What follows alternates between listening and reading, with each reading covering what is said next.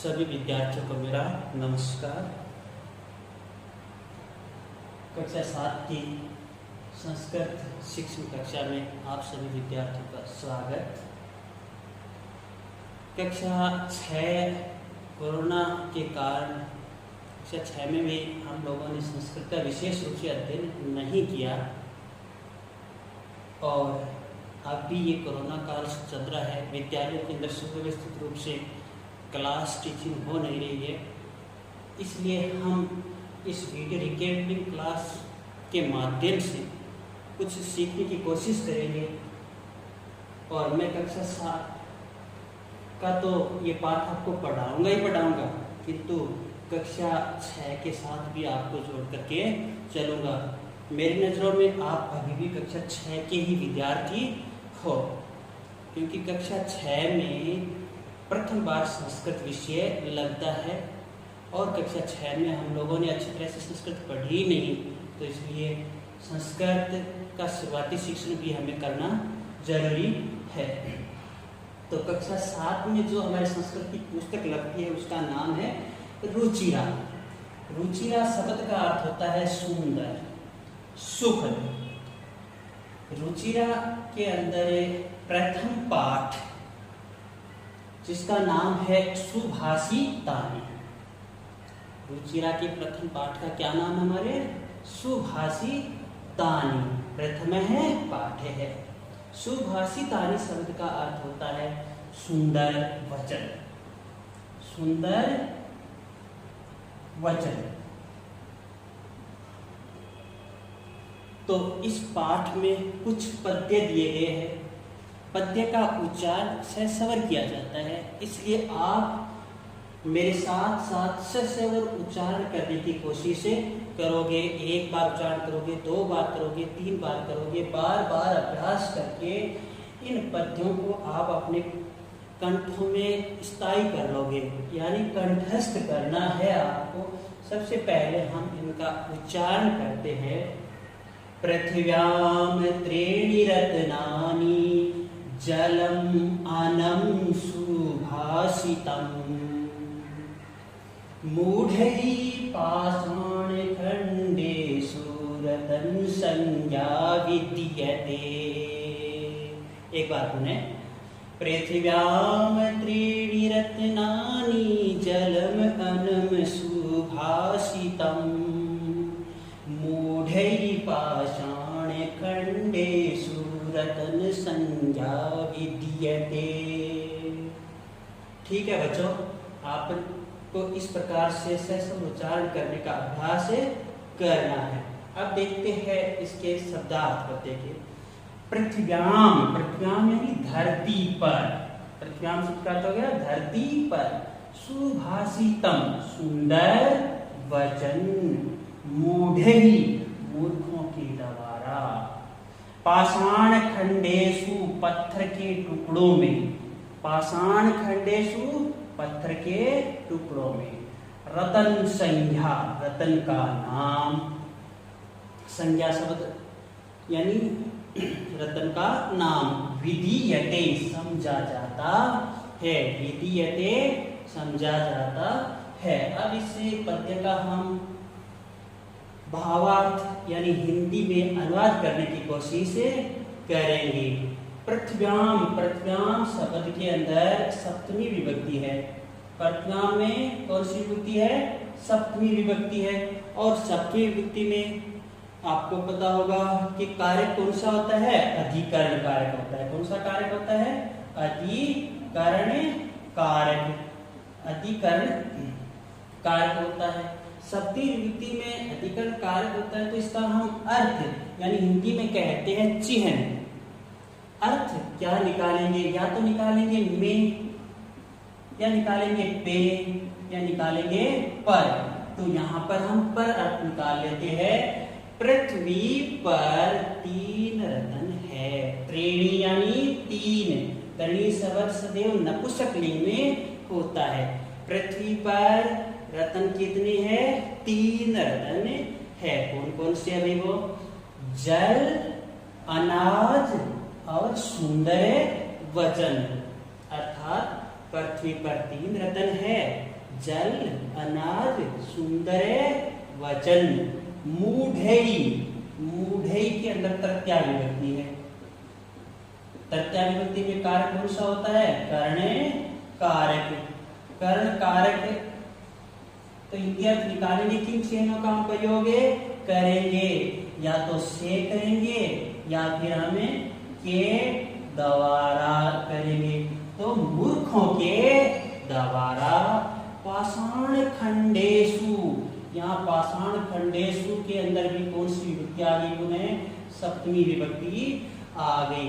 मूर्खों के द्वारा पत्थर के टुकड़ों में, पाषाण खंडेशु पत्थर के टुकड़ों में, रतन संज्ञा, रतन के नाम से विद्यते समझा जाता है। अर्थात मूर्ख लोग हीरा आदि पत्थर के टुकड़ों को ही रत्न समझते हैं, जबकि पृथ्वी पर 3 ही रत्न है, जल, अन्न और सुंदर वचन।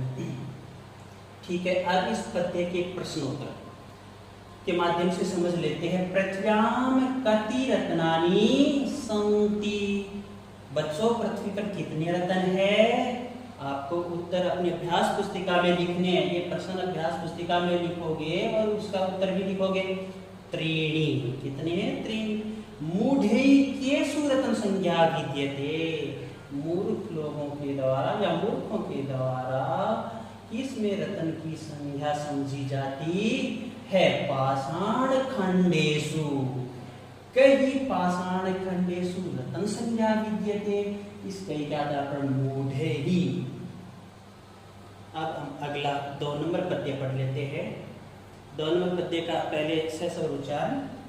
सत्येन धार्यते पृथ्वी, सत्येन तपते रवि, सत्येन वाति वायुः, सर्वं सत्येन प्रतिष्ठितम्। एक बार पुनः। सत्येन धार्यते पृथ्वी, सत्येन तपते रवि, सत्येन वाति वायुः च, सर्वं सत्ये प्रतिष्ठितम्। पद्य के शब्दार्थ देख लेते हैं। धार्यते, धार्यते का अर्थ होता है धारण किया जाता है। धार्यते यानी धारण किया जाता है। तपते, तपते यानी जलता है। बच्चों ध्यान दीजिए इधर है। तपते, तपते यानी जलता है। वाति, वाति यानी बहता या बहती है। वायु च यानी पवन भी, वायु च पवन भी। प्रतिष्ठितम स्थित है। अब इसका अर्थ देख लेते हैं। पृथ्वी में धार्यते सत्येन, यानी पृथ्वी सत्य से धारण की जाती है। पृथ्वी सत्य से धारण की जाती है, अर्थात धरती है वो सत्य से ही धारण की जाती है। सत्येन शब्द के अंदर विभक्ति होगी हमारी तृतीया। कौन सी विभक्ति होगी? तृतीया। तृतीया के अंदर कारक हो जाता है कर्ण कारक। अर्थ निकाल लेंगे अपन से या फिर के द्वारा, तो यहाँ पर से अर्थ निकाल लेते हैं। रवि सत्येन तपते। रवि, रवि यानी सूर्य, रवि यानी सूर्य। सूर्य सत्य से जलता है, सूर्य सत्य से जलता है। वायु सत्येन वाति, हवा भी सत्य से चलती है और हवा भी सत्य से चलती है। सर्वम, सर्वम यानी सब कुछ, सर्वम यानी सब कुछ सत्य प्रतिष्ठितम। यहाँ पर सप्तमी विभक्ति होगी सत्य के अंदर, तो हो जाएगा में पेपर वाला अधिकरण कारक। सब कुछ सत्य में ही स्थित है, अर्थात पृथ्वी पर सब कुछ है वो सत्य पर ही निर्भर है। एक बार पुनः देख लेते हैं। पृथ्वी सत्य से धारण की जाती है, सूर्य सत्य से जलता है, वायु सत्य से चलती है, सब कुछ सत्य में ही प्रतिष्ठित है, अर्थात सब कुछ सत्य पर ही निर्भर है। पृथ्वी केन धार्यते, सत्येन, सत्येन कै तपते, रविः, सर्वं पुत्र प्रतिष्ठितम्, सर्वं पुत्रे प्रतिष्ठितम् सत्येन। अब विशेष, क्योंकि आप कक्षा 6 में विशेष रूप से पढ़ाई आप लोगों ने नहीं की, एक बार पुनः देख लेते हैं। संस्कृत के अंदर 3 लिंग होते हैं, त्रीणि ही लिंगानी। तीनों लिंगों के नाम क्या होते हैं? हाँ याद कीजिए, बताइए, नहीं याद आ रहे, ठीक है याद कर लेते हैं। पुल्लिंग, स्त्रीलिंग, नपुंसक लिंग। संस्कृत में लिंगों की संख्या कितनी होती है? 3, त्रीणि लिंगानी, पुल्लिंग, स्त्रीलिंग, नपुंसक लिंग। संस्कृत में पुरुष त्रयः पुरुषः, पुरुष भी 3 होते हैं, प्रथम पुरुष है, मध्यम पुरुष है, उत्तम पुरुष है। त्रीणि ही वचनानि, एकवचनम, द्विवचनम, बहुवचनम। षट् कारकाणि, षट कहो या षड कहो। अब 6 कारक होते हैं, संस्कृत में कारकों की संख्या 6 ही होती है, हिंदी की तरह 8 नहीं करना है आपको। कितने कारक होते हैं? 6 कारक होते हैं। पहला कारक होता है कर्ता कारक, दूसरा कारक कर्म कारक, करण कारक, संप्रदान कारक, अपादान कारक, अधिकरणे कारक। इनका बार बार अभ्यास करोगे, इसको 2 बार पढ़ने की कोशिश करोगे। पढ़ते हैं अगला 3 नंबर श्लोक पद्य। दाने तपसि शौर्य च विज्ञाने विनये नये, विषम्यो न हि कर्तव्यो बहुरत्नावसुंदरः। एक बार पुनः। दाने तपसे शौर्य च विज्ञाने विनये नये, विषम्यो न हि कर्तव्यो बहुरत्नावसुंदरः। तपस्या यानी तपस्या में, शौर्य यानी बल में, नए यानी नीति में, विषम्य यानी आश्चर्य में, बहुरत्ना यानी अनेक रत्नों वाली, वसुंधरा यानी पृथ्वी। देखिए सप्तमी विभक्ति के शब्द है, ये सब के सब में या पे पर अर्थ निकालेंगे, अधिकरण कारक, भावार्थ, अर्थ। दान पर, तपस्या पर, शौर्य पर, विशेष ज्ञान पर, विनम्रता में और नीति में आश्चर्य नहीं करना चाहिए, आश्चर्य नहीं करना चाहिए। यहाँ पर क्री धातु और तव्यत प्रत्यय है, क्री धातु प्लस प्रत्यय है तव्यत, क्योंकि यतो ही को बीच जोड़ लेते हैं सुंदर अर्थ के लिए। क्योंकि बहुरत्नः वसुंधरा, धरती अनेक रत्नों वाली है, इनके अलावा भी और भी रत्न है। दान पर, तपस्या पर, शौर्य पर, विशेष ज्ञान पर, विनम्रता में और नीति में आश्चर्य नहीं करना चाहिए, क्योंकि पृथ्वी बहुत से रत्नों वाली है। का बहुरत्ना उच्यते, बहुरत्ना किसको कहा जाता है? इन प्रश्नों के उत्तर दोगे आप लोग। दानादिषु किम न कर्तव्यम, दान आदि पर क्या नहीं करना चाहिए। बहुरत्नः का अस्ति। अगला श्लोक देखते हैं, चौथा। सद्भिः एव सह आसीत्, सद्भिः कुर्वीत संगति, सद्भिः विवादं मेतरिं च, न असद्भिः किंचित आचरेत। पुनः एक बार।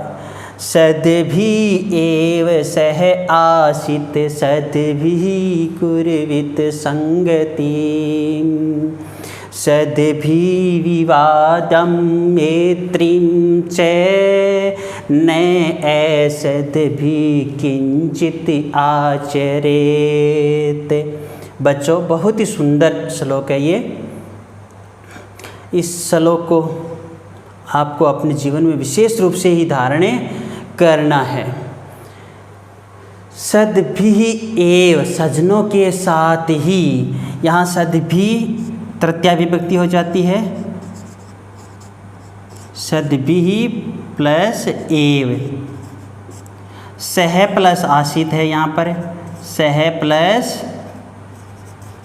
आसित, आसित यानी बैठना चाहिए, तो सज्जनों के साथ ही बैठना चाहिए। सद्भिः कुर्वित संगति में, सज्जनों के साथ ही संगति करनी चाहिए। सद्भिः विवादम मैत्रीम च, और सज्जनों के साथ ही विवाद या झगड़ा और मित्रता करनी चाहिए। न असद्भिः किंचित आचरेत, असद्भिः यानी असज्जनों के साथ, बुरे लोगों के साथ कुछ भी व्यवहार नहीं करना चाहिए। यानी अर्थात सदैव आप लोगों को सज्जनों की ही संगत का ही आश्रय लेना है। प्रश्न देख लेते हैं। कही सह आसित, उत्तर खोजो। संगतिम कही सह कुर्वित, कही सह किंचित न आचरेत, यानी यहाँ तृतीया विभक्ति में प्रश्नवाचक बन रहा है। तृतीया विभक्ति में है सद्भिः, तो सद्भिः सह आसित, संगतिम कही सह कुर्वित, और संगति भी हमें सद्भिः सह कुर्वित, कई सह किंचित न आचरेत, असद्भिः, असद्भिः सह किंचित न आचरेत। इसके शब्दार्थ आप देख ही लिए, एक बार और पढ़ लेना। विशेष देखिए, संस्कृत भाषा में लकारों की संख्या 10 होती है। आप 5 मान करके मत चलना। 5 लकारों का विशेषतः हम अध्ययन करते हैं, जबकि संख्या कुल कितनी होती है? 10 होती है। लट लकार जो वर्तमान काल में प्रयोग किया जाता है। भू धातु, धातु अर्थात क्रिया, धातु अर्थात क्रिया। भू धातु का हम रूप देख लेते हैं। एक वचन, द्विवचन, उच्चारण सही करोगे, द्विवचन, दयादा और वी, बहुवचन। यहाँ क्रिया के अंदर भी ऐसी बात होती है। प्रथम पुरुष, मध्यम पुरुष और उत्तम पुरुष। क्या बनने वाला है? भावती, भावतः, भवन्ति, भवसि, भवतः, भवत्, भवामि, भवावः, भवामः। इस धातु रूप का आप अच्छी तरह अभ्यास करोगे और इन 4 श्लोकों को कंठस्थ करोगे और अवबोधनात्मक प्रश्न अपनी अभ्यास पुस्तिका में नोट करोगे, लिखोगे। ठीक है, आगे मिलेंगे अगली क्लास में। धन्यवाद। अच्छी तरह पढ़ाई करना। अगर जो भी कुछ प्रश्न समझ में न आए, किसी भी प्रश्न का उत्तर चाहिए, तो आप कमेंट करके पूछ सकते हो। धन्यवाद।